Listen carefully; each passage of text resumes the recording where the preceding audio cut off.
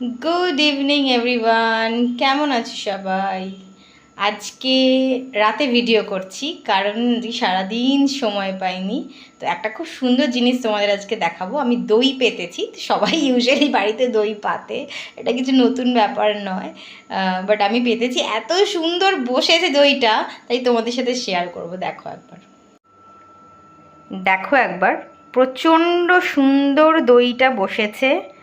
এই দেখো, আমি কাত করছি, এটা কিন্তু একটুও মানে হচ্ছে না, দেখতে পাচ্ছ? পুরো একদম টাইট হয়ে বসেছে দইটা, খুব সুন্দর।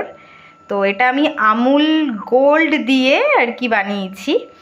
তো চেষ্টা করেছি আর কি বানানোর, এর আগে অনেকবার করেছি, বাট এবার না একটু মানে প্রত্যেকবার আমি আমুল তাজা দিয়ে মানে বসাই।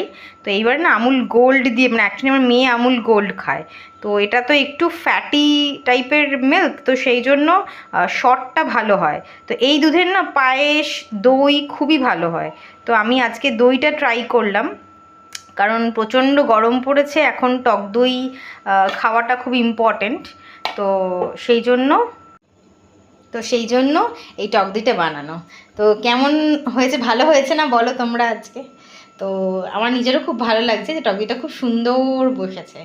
তো তারপরে দেখো, আজকে তোমাদের সাথে শেয়ার করিনি কি কি রান্না করেছি। খুবই মানে ভালো একটা রান্না করেছি, সেটা হচ্ছে যে পাট শাক দিয়ে মুগ ডাল, যেটাতে গরমের জন্য এটা একদম বেস্ট খাবার।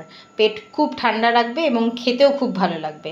আর হচ্ছে একদম পুকুরের যে ছোট ছোট ট্যাংরা মাছগুলো হয় না, ঠিক সেটা। তো তোমাদের সাথে আমি রান্নাটা শেয়ার করছি, দেখো। মানে জাস্ট দেখাচ্ছি যে কী রান্না হয়েছে, রান্নার রেসিপিটা শেয়ার করছি না এখন। চলো দেখো। এই দেখো, আমি পাট শাক দিয়ে এখানে মুগ ডালটা করেছি। তো প্রচণ্ড ভালো খেতে হয়েছে, মেয়েও আজকে জমিয়ে খেয়েছে। আর এখানে দেখো একদম ধনেপাতা দিয়ে, কম মশলা দিয়ে, পুরো পুকুরের ট্যাংরা মাছের ঝাল।